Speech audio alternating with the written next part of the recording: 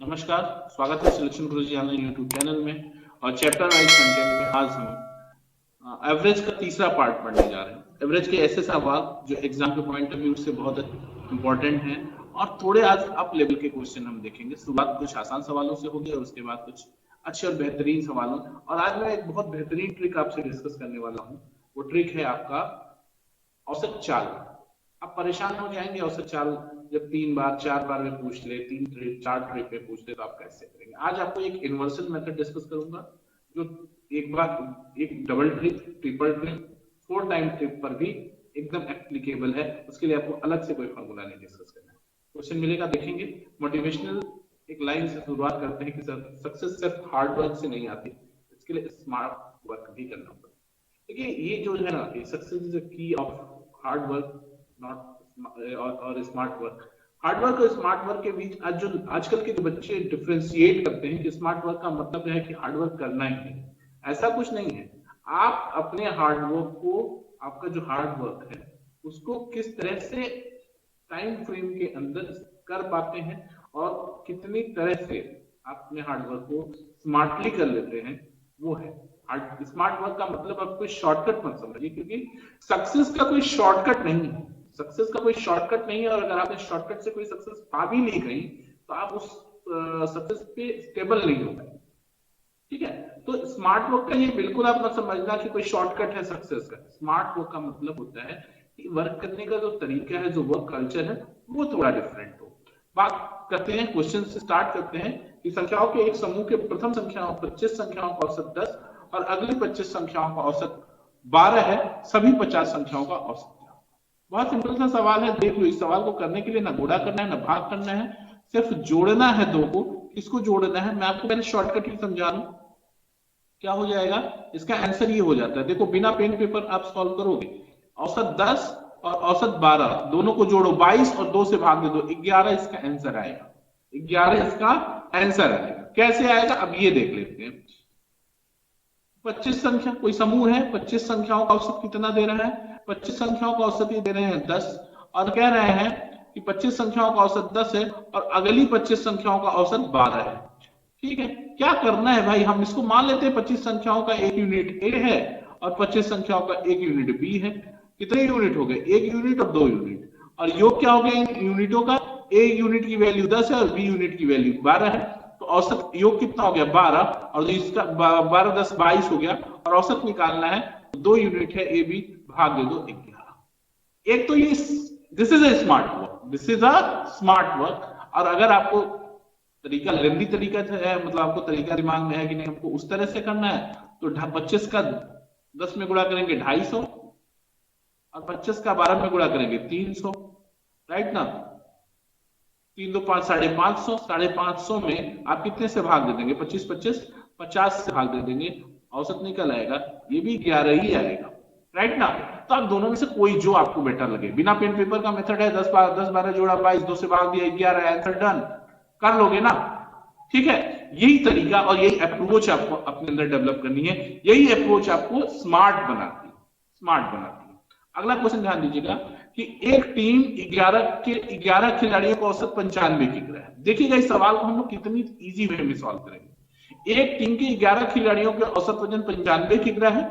12वां खिलाड़ी का वजन सभी 12 खिलाड़ियों के औसत से 33 किग्रा अधिक है। 12वें खिलाड़ी का वजन ज्ञात कीजिए। सिंपल सा सवाल ये है दोस्त कि अगर हम 12 खिलाड़ियों का ओवरऑल एवरेज की बात कर ले कि 12 खिलाड़ियों का ओवरऑल एवरेज कितना आएगा, तो वो सिंपल सा आ जाएगा।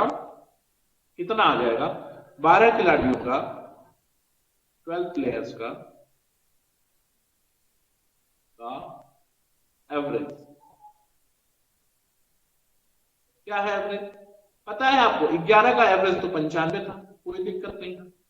12वां जो खिलाड़ी है औसत वजन से 33 अधिक था, औसत वजन से 33 अधिक था, तो ये जो 33 है वो कितने लोगों में डिस्ट्रीब्यूट हो जाएगा? 11 लोगों में डिस्ट्रीब्यूट हो जाएगा और ये हो जाएगा 3, यानी 12 खिलाड़ियों का औसत 98 हो जाएगा। 12 खिलाड़ियों का औसत 98 हो जाएगा। ध्यान से समझ लो, 11 खिलाड़ियों का औसत 95, 12 खिलाड़ियों का औसत निकालना है, तो कह रहा है कि 12वें खिलाड़ी का औसत सभी खिलाड़ियों के औसत से 33 अधिक है। अब ये 95, अगर 12वां खिलाड़ी 95 का होता तो मान लिया औसत पे कोई फर्क नहीं पड़ता, तो ये 12 खिलाड़ी यहाँ 95 तक हो गया। लेकिन ये 33 जो 12वें खिलाड़ी ने बढ़ाया है, अब वो कितने लोगों पे जाएगा? 11 लोगों पे जाएगा। ध्यान देना, 12 से नहीं भाग देना, 11 से भाग देना। तो 11 लोगों पे जाएगा तो पर हेड कितना बढ़ेगा? 3 के जी बढ़ेगा ना, तो 95 3 98। अब कह रहा है कि 12वें खिलाड़ी का वजन, तो 12वें खिलाड़ी का वजन कितना हो गया? 98 ये, और प्लस 12 खिलाड़ियों के औसत से 33 अधिक है, तो 33 का मतलब हो गया 98 और 33 कितना हो गया? 98 33 मिलकर हो जाएगा 131। 98 और 33 मिलकर हो जाएगा 131। सॉल्व कर लेंगे इसको, बराबर 131। कोई दिक्कत नहीं। अगला क्वेश्चन ध्यान देना, कोई दिक्कत हो तो जरूर कमेंट करके बताइएगा, आपका प्रॉब्लम हम जरूर सॉल्व करेंगे। आप अपना व्हाट्सएप नंबर डाल दीजिए, आपको डिटेल सोल्यूशन भी व्हाट्सएप कर देंगे, कोई इशू नहीं है। अगर आपको चैनल पे नए हैं तो चैनल को सब्सक्राइब कर लिए, और अगर आपको मेथड अच्छा लग रहा है तो अपने और दोस्तों को भी शेयर करिए, ठीक है, कमेंट करिए। अगला सवाल देखिएगा कि 9 लोग एक होटल में जाते हैं, सेम पैटर्न का क्वेश्चन है। 9 लोग एक होटल में जाते हैं, उसमें से 8 लोग प्रत्येक अपने खाने पर 37 रुपए खर्च करते हैं, यानी 8 लोगों का औसत 37 है। 9वां व्यक्ति सभी 9 लोगों के औसत से 24 अधिक खर्च करता है, खाने का कुल खर्च कितना आया? ध्यान देना, मैं एक ही तरह के 2-3 सवाल के जो कॉन्सेप्चुअल क्वेश्चन है वो इसलिए करा देता हूं ताकि आपका कॉन्सेप्ट क्लियर हो जाए। देखो, अगर हम बात करें कि सभी 9 लोगों का औसत कितना होगा, तो सभी 9 लोगों का औसत ये होगा कि 8 लोगों का औसत तो गुरु 37 है, 8 लोगों का औसत 37 है, 9वां का औसत से ज्यादा है, 24 ज्यादा है, तो ये डिस्ट्रीब्यूट होगा 8 लोगों में, तो औसत आ जाएगा, सभी का औसत 40 आ जाएगा। और अब देखो, 9 लोगों का औसत अगर 40 आ गया, 9 लोगों का औसत 40 आ गया, तो कुल खर्च कितना हो गया? कुल खर्च हो जाएगा, कुल खर्च 40 गुणे 9 बराबर 360। अब अगर 9वें आदमी का खर्च पूछे, मान लो सवाल ऐसा भी पूछ सकता है कि 9वां आदमी कितना खर्च किया, तो 9वें आदमी का खर्च हो जाएगा, 9वें आदमी का खर्च क्या हो जाएगा दोस्त? 9वें आदमी का खर्च हो जाएगा 360, सॉरी 9वें आदमी का खर्च हो जाएगा, हाँ 360, औसत से सभी 9 लोगों से 24 रुपया अधिक, यानी 384। ठीक, ये भी सवाल पूछ सकता है, और कुल खर्च पूछा है तो 360, ये भी आंसर सही है। यहां तक कोई तकलीफ नहीं है, कर लोगे ना। अगला क्वेश्चन ध्यान देना जरा, 48 विद्यार्थियों के एक समूह में 2 छात्रों के स्थान पर 2 नए छात्र जिनकी आयु क्रमशः 16 वर्ष और 11 वर्ष है के आ जाने से सभी के औसत में 1.5 माह की वृद्धि हो जाती है। पुराने दोनों छात्रों में एक की आयु दूसरे की 2 गुनी है, तो छोटे की आयु ज्ञात कीजिए। सिंपल सा सवाल है, पहले समझ लो दोस्तों।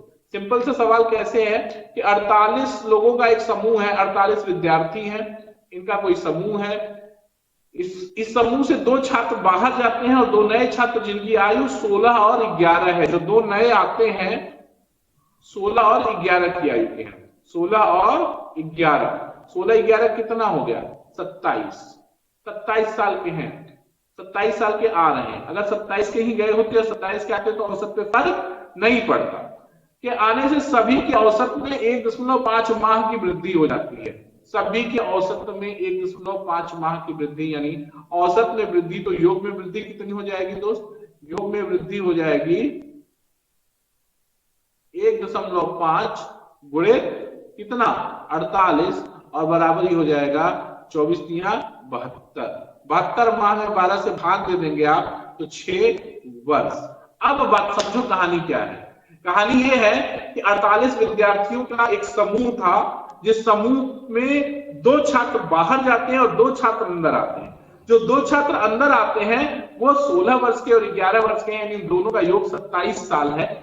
और जो बाहर गए छात्र, और उनके आने से प्रभाव क्या पड़ा कि औसत आयु 1.5 माह बढ़ गई। 48 लोगों में अगर 1.5 माह औसत बढ़ रहा है तो योग में 1.5 गुणित 48 72 माह बढ़ेगा, और 72 माह का मतलब 6 साल। यानी ये जो विद्यार्थी पहले पुराने थे वो इससे 6 साल छोटे थे। ये नए वाले का है, ये नए का है, न्यू जो आए हैं उनका है, और ओल्ड का क्या हो जाएगा? ये यहीं से 6 घटा लोगे आप ये हो जाएगा 21। ये ओल्ड स्टूडेंट जो थे उनका हो गया, और इनकी आयु का अनुपात 2 संबंध 1 है, यानी ये 14 है तो ये 7 है। छोटे की आयु पूछ रहा है 7 हो गया। ये सब एक लेवल के क्वेश्चन है, स्टैंडर्ड क्वेश्चन है जो एग्जाम में आपसे फ्रिक्वेंटली पूछे जा रहे हैं आजकल। तो आप ऐसे सवालों में उलझने की जरूरत नहीं है, आप इस तरह से इनसे मिले जुले रहेंगे, परिचित रहेंगे, तो आप आराम से ऐसे सवालों को हल कर लेंगे। अगर आपको मेथड अच्छा लग रहा है, चैनल अच्छा लग रहा है तो चैनल को शेयर लाइक करिए, शेयर करिए और सब्सक्राइब करिए। अगला सवाल ध्यान दीजिएगा कि एक छात्र 2 अंकों की संख्याओं का औसत निकालने के क्रम में गलती से एक संख्या के अंकों को बदलकर गणना कर लेता है, जिसके परिणाम स्वरूप संख्या के अंकों का अंतर जिसके परिणाम स्वरूप उसका औसत सही औसत से 2.7 कम प्राप्त होता है। उस संख्या के अंकों का अंतर ज्ञात करो जिसको लिखने में उसने गलती की। ये एक सिंपल सा सवाल है, इसका तो मैं आपको सिंपल एक ट्रिक बता दूं कि इसका आंसर ही 3 आएगा। ठीक है, अब कैसे आएगा ये ट्रिक भी समझ लीजिए और इसका मेथड भी समझ लीजिए। इसका ट्रिक भी समझ लीजिए और इसका मेथड भी समझ लीजिए। कैसे होगा, ट्रिक पहले समझ लेते हैं, पहले मेथड ही समझ लेते हैं, तो ताकि आपको बातें क्लियर हो जाए। देखो कह रहा है, क्या कह रहा है कि एक छात्र, देखो भाई औसत में जो अंतर है 10 संख्याएं है ना, 10 संख्याएं हैं, ध्यान देना जरा सा। संख्याएं 10, औसत में परिवर्तन 2.7, यानी योग में कितना अंतर आएगा 27। यानी अगर कह रहे हैं तो कम हो जाता है, यानी अगर हम मान लें कि एक संख्या 10x प्लस वाई है तो अंकों को पलट के नोट कर लेंगे तो क्या हो जाएगा x प्लस 10y, यही ना हो जाएगा। और इसका अंतर आपको दे रहे हैं कितना 27। योग में 2.7 कम होता है, यानी औसत में 2.7 कम प्राप्त होता है, यानी योग में 27, यानी दोनों का जो डिफरेंस है वो डिफरेंस कितना होगा 27 हो जाएगा। 2.7 में 10 से मल्टीप्लाई कर देंगे तो योग में 27 का अंतर आएगा, यानी 9x minus 9y is equal to what, is equal to 27। अंकों का अंतर x माइनस वाई बराबर 3। कोई तकलीफ नहीं ना, दो अंकों की संख्या मानने का ये पैटर्न है 10x plus Y. 10x plus Y क्या करते हैं, y इकाई अंक है और x दहाई अंक है, तो संख्या 10x प्लस वाई ये सिस्टम है। इस तरह से अंकों का अंतर 3 आ गया। एक तो ये तरीका है। दूसरा तरीका ये है कि जब भी इस तरह का सवाल मिले जहां पे संख्याओं के अंकों को पलटकर अंतर कैलकुलेट किया जा रहा हो, वहां कुछ नहीं करना है, आपको 2.7 औसत में जो अंतर आ रहा था वो बटा 9 गुणित 10 कर देना है, और आपका अंतर यहां से बिना पेन पेपर के 3 निकल जाएगा। बिना पेन पेपर के 3 निकल जाएगा, आंख बंद करके कर देना। कह रहा है कि अगर एक संख्या है उसके अंकों को पलटकर अगर नोट कर लें तो जो योग में अंतर आएगा, जो औसत में अंतर आएगा, उसमें 9 से भाग देके 10 से गुणा कर लो, संख्या से गुणा कर 10 से गुणा कर लो, आपका आंसर डन हो जाएगा। कोई दिक्कत नहीं, कर लेंगे। अगला सवाल ध्यान दीजिएगा। कह रहा है कि एक गेंदबाज का गेंदबाजी औसत 12.4 रन प्रति विकेट है। एक गेंदबाज का गेंदबाजी औसत 12.4 रन प्रति विकेट है। उसने अंतिम पारी में 26 रन पर 60 विकेट प्राप्त किए। इस प्रकार उसका औसत 0.4 सुधर जाता है। अंतिम पारी से पूर्व उसने कितने विकेट प्राप्त किए। देखो यार, इसको सवाल को मैं और भी तरीकों से लगा सकता हूं, लेकिन मैं आपको सबसे सिंपलेस्ट तरीके की बात करूं कि अगर 12.4 औसत था, सपोज करो 12.4 औसत था, उसने कितने रन लिए, 5 विकेट लिए हैं, 26 रन देकर, और औसत क्या हो गया है उसका 0.4 सुधर गया है, यानी 12 है। यही अंतिम पारी के बाद औसत है, यही अंतिम पारी के बाद औसत है। ठीक है, अब क्या कह रहा है, जब अंतिम पारी के बाद औसत कितना है 12। बॉलिंग एवरेज का मतलब समझते हैं, 12.4 का मतलब 12.4 रन देकर 1 विकेट पाया, 26 रन देकर 5 विकेट पाया, तो 0.4 औसत सुधर गया। सुधरने का मतलब बढ़ना चाहिए तो बढ़ेगा नहीं, घटेगा, तो 12 रन पर आ गया। प्रति जो है विकेट वो 12 रन प्राप्त करें, यहां पर कोई दिक्कत नहीं है। अब आप तरीके से बात करो तो अगर हर 12 रन पर 1 विकेट मिल रहा है तो ये 5 विकेट पाने में इसको कितना रन खर्च करना चाहिए था, इस 5 विकेट को पाने में इसको 60 रन खर्च करना चाहिए था, लेकिन खर्च कितने किया 26, तो बचत कितने की होगी 34 रन की। 34 रनों की इसने रन सेव कर लिए, और यही जो 34 रनों का सेविंग है वो 0.4 है। तो 0.4 है तो 4 बराबर कितना हो गया 340। तो क्या कह रहे हैं 4 340 हो गया, तो एक कितना हो जाएगा, एक हो जाएगा 85 विकेट WIC। एक तो best of the best method ये है, समझो आप पहले बात को। कह रहा है कि एक बॉलर है, उसका बॉलिंग एवरेज 12.4 है, क्लियर है, यानी हर 12.4 रन पर एक विकेट प्राप्त करता है। एक मैच में उसने बहुत अच्छा परफॉर्म किया और 26 रन देकर 5 विकेट पा गया, एवरेज इंप्रूव कर गया 0.4 से, यानी 12.4 से एवरेज 12 हो गया।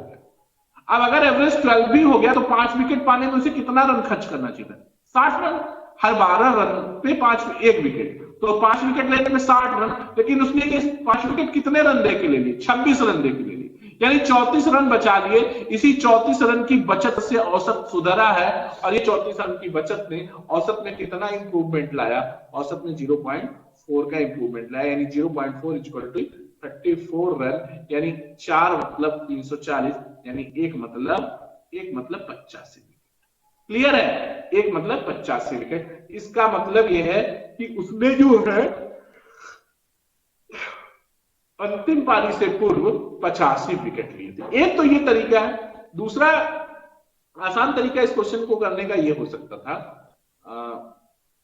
देख लेते हैं। सो मिटा रहा हूं, आप इसको वीडियो रोक के नोट कर लीजिएगा, और इस तरह से आप इसको दूसरे तरीके से भी सॉल्व कर सकते हैं। कैसे, वो देख लीजिए।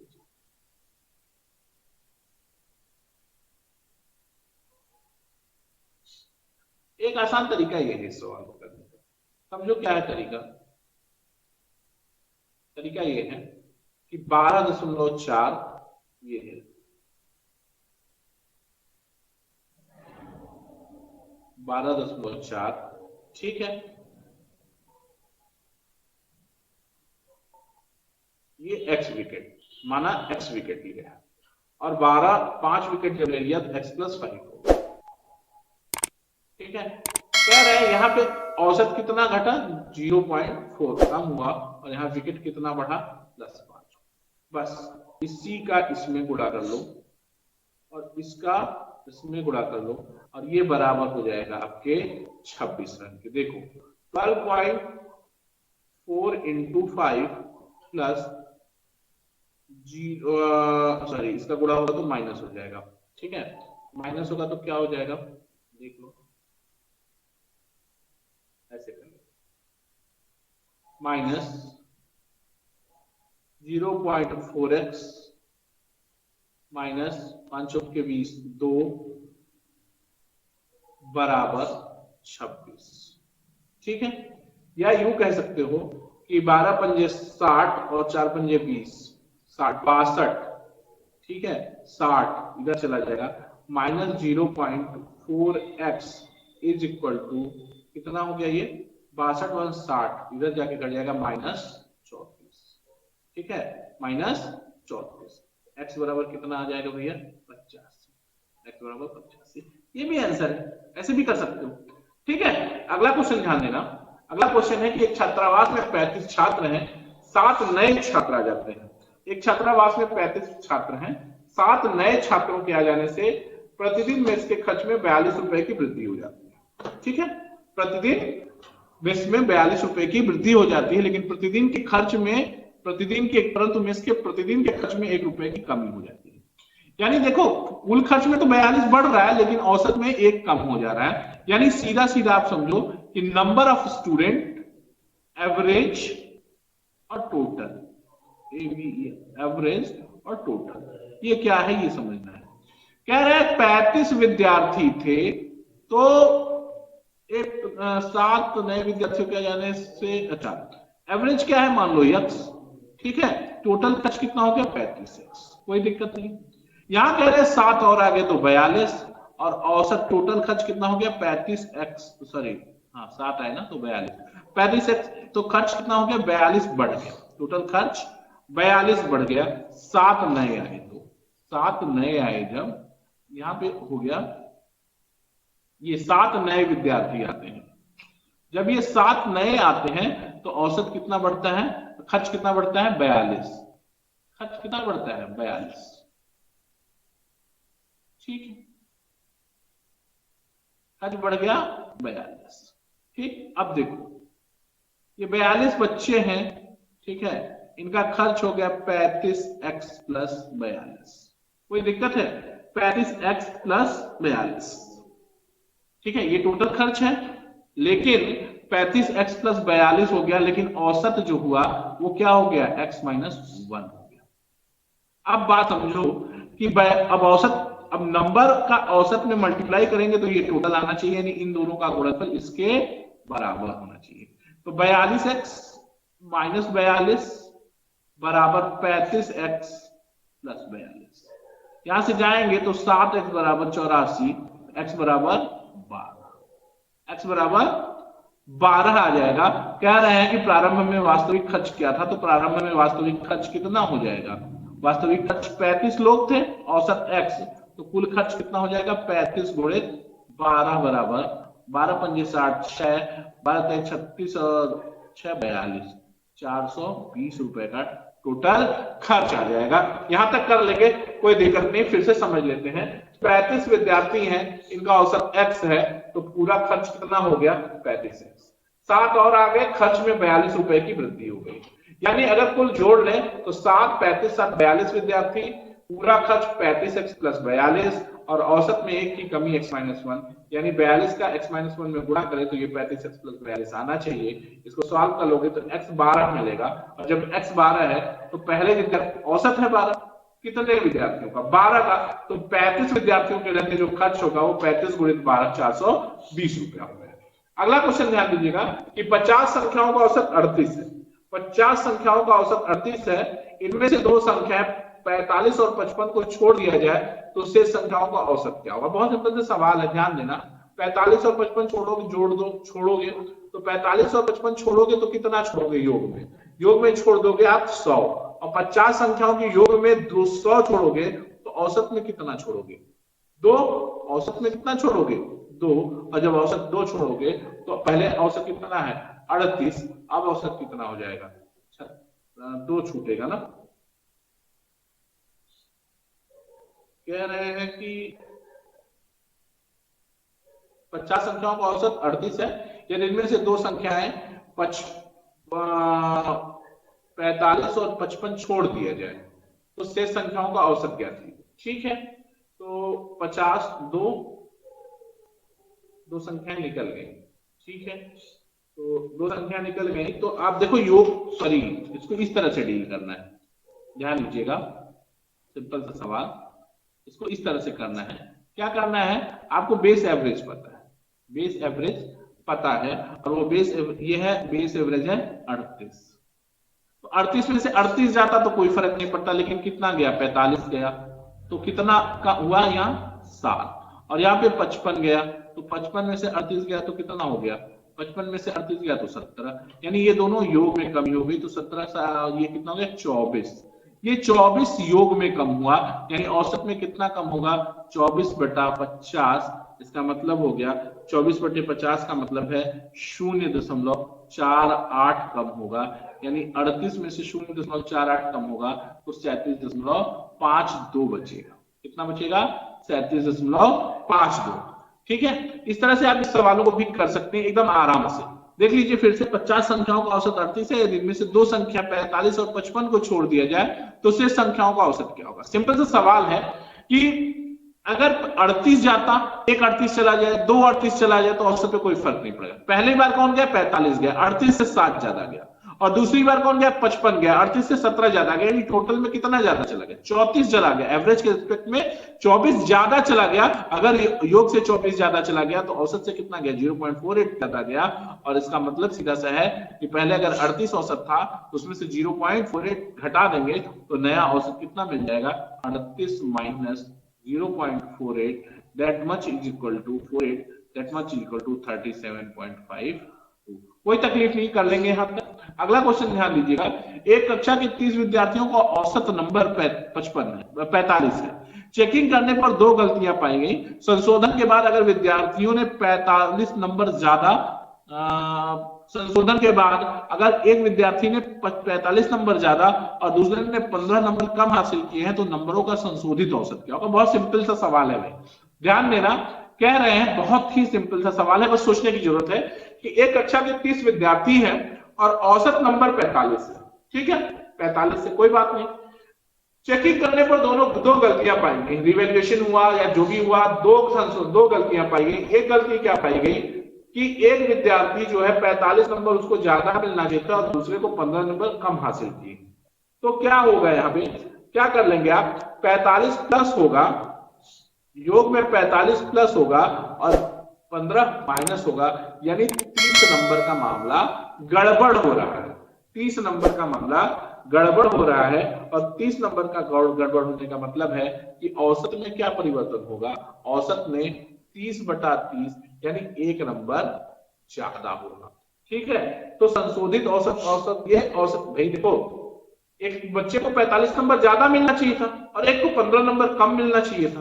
तो 45 जिसको ज्यादा मिलना चाहिए था उसको प्लस 45 कर दिया, जिसको 15 कम मिलना चाहिए था उसको माइनस 15 कर दिया, यानी टोटल में 30 बढ़ा और टोटल में 30 बढ़ा, संख्या विद्यार्थी भी 30 है, तो औसत में कितना बढ़ेगा, 1 बढ़ेगा। तो औसत 45 से कितना हो जाएगा, 46।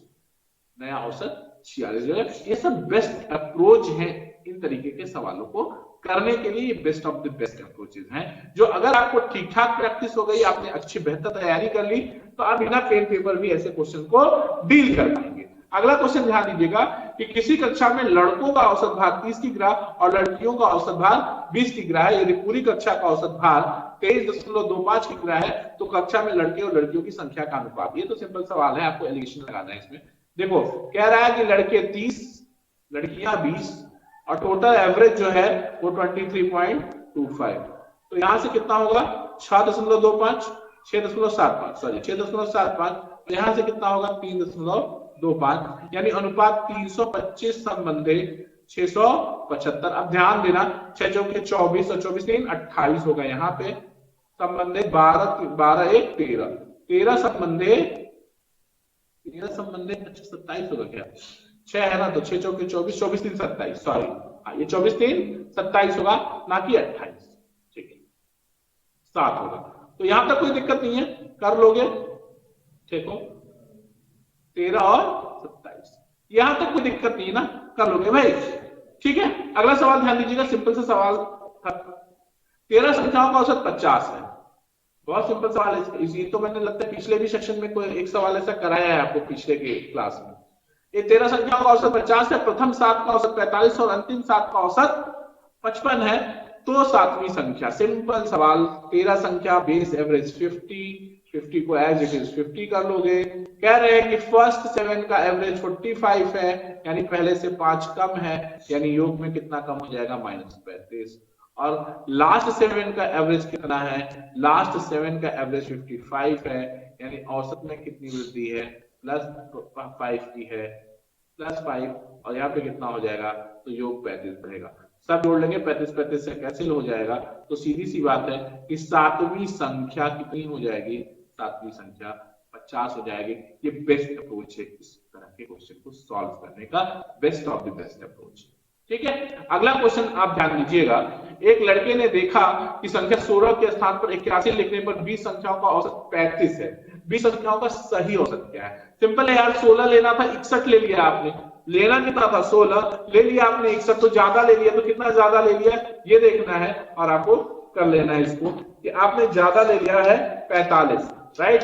45 आप ज्यादा कैलकुलेट कर रहे हो, तो कैसे करोगे? देखो ध्यान दो, एक लड़का 16 के स्थान पर 61 लिख लेता है, यानी उसको लेना कितना चाहिए था, 16 ले लिया, 61 तो ज्यादा कितना लिया, 61 माइनस 16 का मतलब 45, यानी योग में 45 इंक्रीज कर गया। और संख्याएं 20 हैं, तो अगर योग में 45 बढ़ गया तो औसत में कितना बढ़ेगा, 45 बटा 20, और 45 बटा 20 का मतलब होता है 2.25। तो क्या कह रहे हैं, सही औसत 35 औसत आया था, ये औसत फेक है।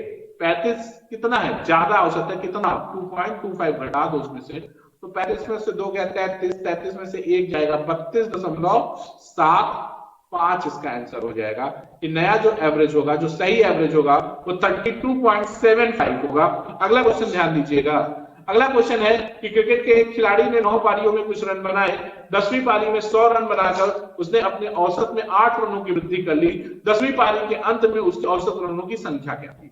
ध्यान दीजिएगा कि एक क्रिकेट खिलाड़ी ने 9 पारियों तक कुछ रन बनाए, नहीं पता। 10वीं में उसने 100 रन बना दिए, और 10वीं में उसने 100 रन बनाया तो उसकी औसत संख्या में 8 रनों की वृद्धि हो गई, यानी 10 पारियों के औसत में कितनी वृद्धि हो गई? 8 रनों की वृद्धि हो गई। बात तो समझो, 8 रनों की वृद्धि का मतलब है कि योग में कितना बढ़ाया? योग में वृद्धि कितनी हुई? 80 रन की वृद्धि हुई। भाई औसत में 8 की वृद्धि का मतलब योग में 80 की वृद्धि हुई, यानी 100 रन के 80 रन तो खर्च हो गए एवरेज मेंटेन करने में। तो पहले औसत कितना रहा होगा? 20। बस सिंपल, इससे बेस्ट कोई अप्रोच नहीं है इस क्वेश्चन को करने का। तो अब क्या है, क्या पूछ रहे हैं आपको? अंत में औसत क्या होगा? अब ये कब है? ये 9वीं पारी तक का औसत है। 9वीं पारी तक का औसत ये क्या होगा? 20 होगा। और नया पूछेंगे कि नहीं 10वीं पारी तक औसत क्या है, तो वो जोड़ देंगे आप 28। 8 जोड़ देंगे क्योंकि 8 औसत बढ़ा है। इसको फिर से मेरी बात को बहुत ध्यान से समझ लो, बहुत ध्यान से समझ लो कि एक क्रिकेट के खिलाड़ी ने 9 पारी में कुछ रन बनाए, नहीं पता क्या बनाए। 10वीं पारी में 100 रन बनाया और औसत 8 रन बढ़ गए। औसत 8 रन बढ़ गया, यानी पर हेड, यानी पर पारी में 8 रन बढ़ गए। 10 पारियों में अगर 8-8 रन बढ़े तो कितना रन औसत बढ़ाने में खर्च हुआ? औसत बढ़ाने में 80 रन खर्च हुआ, यानी 20 ही रन पे पिछला एवरेज था। पिछला एवरेज कितना था? 20 रन। यानी 9वीं पारी तक जो औसत था वो 20 था। 10वीं पारी खेलने के बाद 100 रन बनाने के बाद 8 औसत बढ़ गया, तो 10वीं पारी के बाद औसत 20 + 8 28। इतनी बात में कोई दिक्कत, कोई कंफ्यूजन? अगर चैनल अच्छा लगे, आपको तरीका अच्छा लगे, ढंग अच्छा लगे क्वेश्चन करने का, शॉर्टकट मेथड्स अच्छा लग रहा है, तो चैनल को लाइक करिए, शेयर करिए और सब्सक्राइब करिए। अगला सवाल ध्यान दीजिएगा। सुरेंद्र अपने घर से ऑफिस तक 40 किमी प्रति घंटा की चाल से जाता है तथा 60 किमी प्रति घंटा की चाल से वापस आता है। पूरी यात्रा में औसत चाल क्या है? बहुत सिंपल सा समझना है इसको। मैं कोई फॉर्मूला नहीं लगा रहा हूं, कोई फॉर्मूला नहीं लगाऊंगा, क्योंकि ये तो दो है, एक बार आया एक बार गया। 2 ट्रिप 2xy/x+y लगा दोगे। अभी मैं 4 ट्रिप का एक क्वेश्चन दे दूंगा तो फॉर्मूला फ्लॉप कर जाएगा। तो एक यूनिवर्सल मेथड ले लो इसके लिए एक यूनिवर्सल मेथड ये है कि पहली बार देखो ये होता क्या है, औसत चाल क्या है? जहां दूरियां समान हो, जहां दूरियां समान हो और चाल अलग अलग हो। जैसे क्या कर रहा है, घर से ऑफिस कितनी चाल है भैया? घर से ऑफिस चाल 40 किमी प्रति घंटा और यहां 60 किमी। तो 40 और 60 ऐसे ले लो, एलसीएम 120, 4 तिहाई 12, 60 गुना 120 बटा 5, यानी आपको औसत चाल हो गई 120 बटा 5। इतना गुणित 2। गुणित 2 क्यों? गुणित 2 इसलिए कि 2 ट्रिप है, एक बार ऑफिस जाने की ट्रिप है, दूसरी घर वापस आने की ट्रिप है। तो 15, 5 से ये 24 बार और 24 दूनी 48 किलोमीटर प्रति घंटा इसकी औसत चाल आ गई। इससे बेस्ट कोई मेथड नहीं है इस क्वेश्चन को करने का, और शॉर्टकट भी है। और ये मेथड आप पहले से सीख चुके हैं, टाइम एंड वर्क में, पाइप टंकी में, पता नहीं कहां कहां यूज करते हैं। ठीक है, तो इसमें से आप औसत चाल भी निकाल लेंगे। अदरवाइज किताबों में आपको फॉर्मूला मिलेगा 2xy/x+y। अगर x चाल से जाता है, y चाल से वापस आता है, दूरियां समान है, तो औसत चाल 2xy/x+y। इसको नहीं लगाना है, अब इसको दिमाग से आप खत्म करिए। आप इस तरह से सवाल को करिए, बहुत फास्ट जाएगा। फास्ट तो जाएगा। दूसरे अगर ये कहीं ऐसा दे देता कि घर से ऑफिस गया, ऑफिस से घर गया, फिर घर से ऑफिस गया, घर से ऑफिस 40 से, ऑफिस से घर 60 से, फिर घर से ऑफिस 80 से, तो भी आप इस मेथड से ये सवाल लगा लेते। आपको फिर वहां फॉर्मूला नहीं खोजना पड़ता कि xyz/xy+y z है। ठीक है, आप इससे लगा लेते। अगला क्वेश्चन देखिएगा, इसी पे है। अगला क्वेश्चन है कि 12 किमी की यात्रा में 3 किमी के 4 बराबर दूरी, 12 किमी की यात्रा को उसने 3 किलोमीटर की 4 बराबर यात्राओं में बांट लिया है, क्रमशः 10 किमी प्रति घंटा, 20 किमी प्रति घंटा, 30 किमी प्रति घंटा और 60 किमी प्रति घंटा की चाल पूरी करता है। तो औसत चाल क्या होगा? बात को समझने की कोशिश करिए कि 12 किलोमीटर की यात्रा को 4 बराबर 3 किलोमीटर की यात्रा में तोड़ा गया है। पहली यात्रा 10 किलोमीटर प्रति घंटा की चाल से तय की गई है, दूसरी यात्रा 20 किमी प्रति घंटा की चाल से, और तीसरी यात्रा 30 किमी प्रति घंटा की चाल से, और चौथी यात्रा 60 किमी प्रति घंटा की चाल से। एलसीएम गुरु कितना हो जाएगा? 60। इसका क्या हो गया? 6 हो गया, इसका 3 हो गया, इसका 2 हो गया, इसका 1 हो गया। 6 3 9, 9 3 12 यानी 60/12 और गुणित कितना 4। क्यों? क्योंकि 4 ट्रिप है, वहां 2 ट्रिप था तो 2 से गुणा किया, 4 ट्रिप है तो 4 से। ठीक है, 4 तिहाई 12 और 3 20 60 यानी चाल कितनी हो गई औसत चाल 20 किमी प्रति घंटा। यहां पर कोई दिक्कत नहीं है ना, ये सुपर ट्रिक बताना था मुझे, यही मेथड, ये इस पूरे वीडियो को जो मैंने समराइज करने की कोशिश की है वो इसी पे कि आपको इस मेथड की प्रैक्टिस करनी है और इस मेथड से आगे एवरेज स्पीड का क्वेश्चन सॉल्व करना है। अगला क्वेश्चन ध्यान दीजिएगा, कह रहे हैं 3 व्यक्ति किसी गली में कुछ दूरी s घूमते हैं, इनकी चालें क्रमशः 2 किमी प्रति घंटा, 3 किमी प्रति घंटा और 4 किमी प्रति घंटा है की औसत चाल। बस बात बराबर अब 30। देखो पहले क्या था, 2 ट्रिप था, फिर 4 ट्रिप का क्वेश्चन किया, अब 3 ट्रिप का क्वेश्चन। दूरी समान है, चालें अलग अलग है, तब इनका औसत चाल क्या होगा। देखो पहला कितना ना है, पहला आदमी 2 किमी, तीसरा आदमी 4 किमी और चौथा आदमी 4 किमी प्रति घंटा की चाल से चलता है। एलसीएम कितना हो जाएगा 12, इसका 6, इसका 4, इसका 3, तो 6 6 10 3 13 यानी 12/13 अब गुणित क्या ट्रिप है 3 ठो यानी 36/13, 13 दूनी 26, 10 36/3, 2 सही 10/13 किमी प्रति घंटा इसकी औसत चाल होगी। आई होप आज आपने एंजॉय किया होगा एवरेज के बेहतरीन सवाल, एक लेवल क्वेश्चन जो अच्छे एग्जाम्स में पूछे जाते हैं, उस तरह के बेहतरीन सवालों को एक अलग डिफरेंट अप्रोच के साथ एंजॉय किया होगा। और ये जो मेथड्स हैं वो मेथड्स आप इतने बड़े और अच्छे लेवल के क्वेश्चंस को आपने ठीक ठाक तरीके से 2 से 3 बार मेरी वीडियोस की प्रैक्टिस कर ली, नोट्स बना के पढ़ाई कर ली, ऐसे सवालों को ढूंढ के 2-4 क्वेश्चंस की प्रैक्टिस कर ली, तो बिना पेन पेपर कर सकते हैं इस चैप्टर के ऐसे सवालों को जो सवाल अच्छे एग्जाम्स में पूछे जाते हैं। तो सिलेक्शन गुरुजी पे औसत के चैप्टर में आज इतना ही, कल फिर मुलाकात होगी कुछ और बेहतरीन सवालों के साथ। तब तक देखते रहिए सिलेक्शन गुरुजी ऑनलाइन। जय हिंद, जय भारत।